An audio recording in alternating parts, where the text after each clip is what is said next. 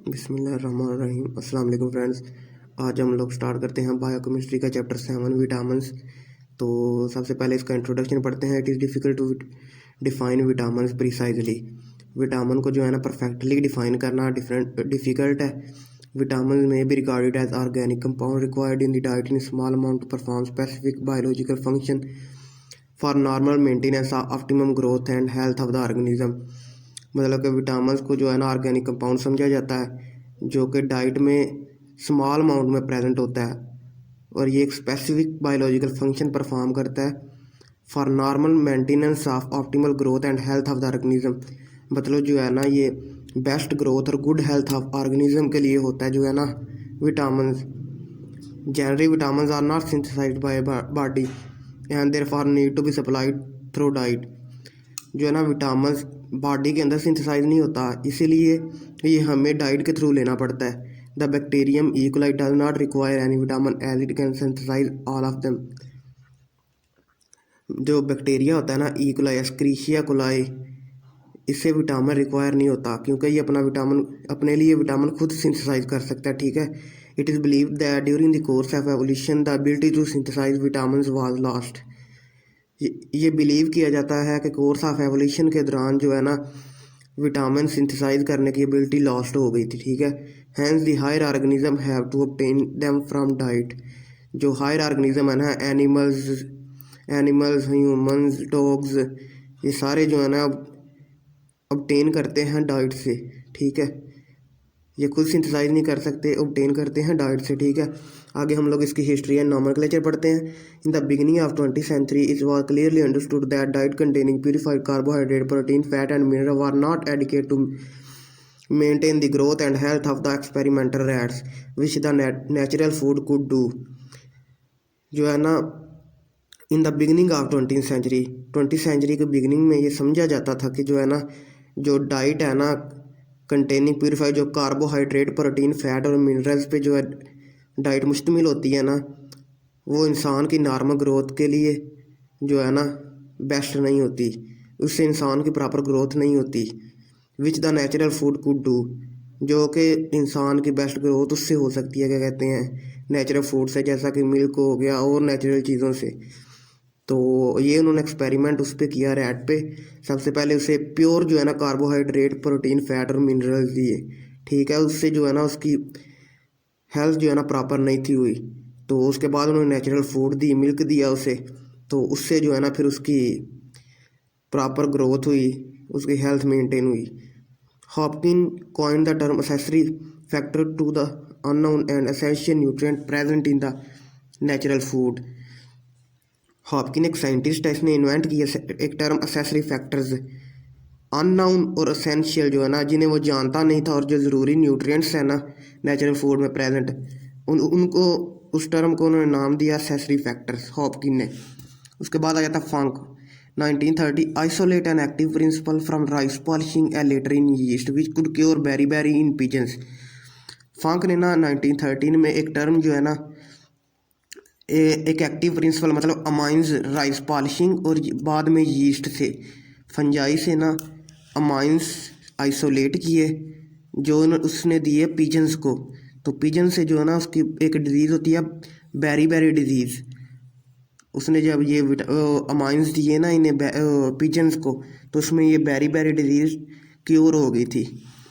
He coined the term vitamin to the accessory factor with the belief that all of them were amines. तो उसने एक term invent की vitamin accessory factors के लिए। Hopkin ने accessory factor उन्हें नाम दिया था, तो इसने उन्हें बोल दिया विटामिन, इस बिलीव के साथ के सारे अमाइंस जो है ना विटामिन्स हैं। It was later realize that only few of them are amines. ये बाद में पता चला कि जो है ना only few of them are amines हैं। The term vitamin however is continued without the final letter ई।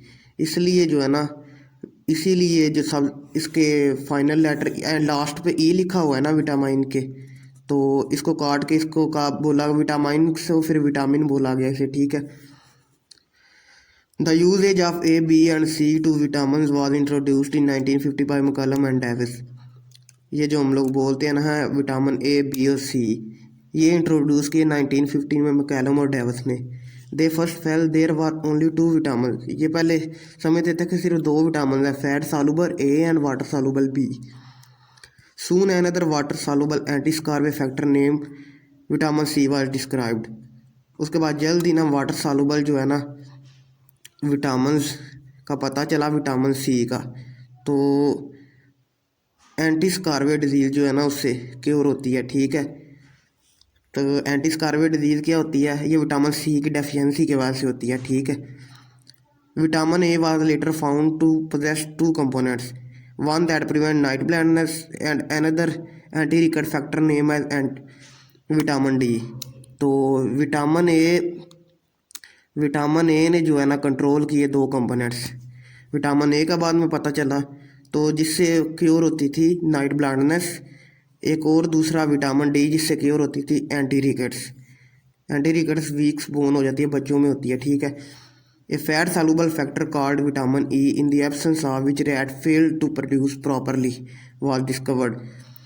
उसके बाद एक fat soluble factor vitamin E का पता चला। तो एक उन्होंने उसमें रैट में एक्सपेरिमेंट किया, उसमें विटामिन ई एब्सेंस था। तो जो रैट है ना रिप्रोडक्शन का अमल उसमें जो है ना सही नहीं था हो रहा, ठीक है, रिप्रोडक्शन फेल हो रही थी। Yet another fat soluble vitamin concerned with coagulation was discovered in mid 1930। तो उसके बाद एक और फैट सॉल्युबल विटामिन जो है ना जो कोएगुलेशन करवाता है डिस्कवर्ड हुआ मिड 1930 में। It was named as vitamin K, उसका नाम है विटामिन के, ठीक है। In sequence of alphabet it should have been F. अगर अल्फ़ाबेट्स के सीक्वेंस से देखा जाए तो इसे एफ होना चाहिए, but K was preferred to reflect its function coagulation. K alphabets के हिसाब से तो एफ ही आना चाहिए ना, बाद में ई के बाद एफ। तो के क्यों है, के इसलिए कि कोएगुलेशन हम लोग ये कोएगुलेशन के लिए होता है ना, कोएगुलेशन के से ये इसे इसलिए के बोला गया, ठीक है। इसका फंक्शन रिफ्लेक्ट करता है, ठीक है। As regard the water soluble factor vitamin C was identified as a pure substance and named as ascorbic acid. आगे वाटर सॉल्युबल विटामिन को कंसर्न किया गया। Vitamin C was identified as pure substance. Vitamin C को जो समझा जाता है ना प्योर सब्सटेंस, और इसका नाम रखा गया एस्कॉर्बिक एसिड, ठीक है। Vitamin B was found to be complex mixture and nomenclature also became complex. और जब विटामिन बी को फाउंड किया गया कम्प्लेक्स मिक्सचर की फॉर्म में, ठीक है, तो फिर उसका नॉमेनक्लेचर आल्सो बिकेम कम्प्लेक्स। उसका फिर जो हम नाम रखते हैं ना तो वो भी कम्प्लेक्स हो गया था। B1 was clearly identified as anti beriberi factor. B1 तो जो है ना क्लियरली समझा जाता था कि ये एंटी बेरीबेरी फैक्टर है, ठीक है। Many investigator carried out intensive research between 1920 and 1930 and went on naming them as the water soluble vitamin B2, 3, 4, 5, 6, 7, 8, 9, 10, 11 and 12। फिर मैं जो है ना साइंटिस्ट ने ना 1920 और 30 के दरमियान जो है ना ये वाटर सॉल्युबल विटामिन के नाम रखे B2, 3, 4, 5, 6, 7, 8, 9, 10, 11 and 12। Some of them were found to be mixture of already known vitamin. तो इनमें से जो चंद से ना वो पहलों के मिक्सचर थे, तो इसलिए उन्होंने for this reason a few member of vitamin B complex series disappeared from the scene. फिर उन्होंने कुछ अंदर से मेंबर्स जो है ना डिसअपीयर कर दिए थे, ठीक है, एक्सेप्ट फॉर B1, 2, 6 एंड 12। इनके अलावा कुछ मेंबर्स उन्होंने डिसअपीयर कर दिए थे क्योंकि वो पहलों के ही मिक्सचर थे, ठीक है।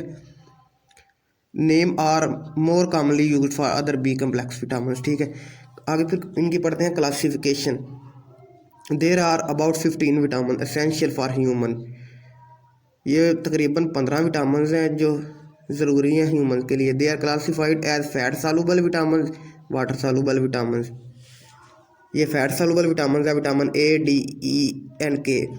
Water soluble non B complex और बी कम्प्लेक्स।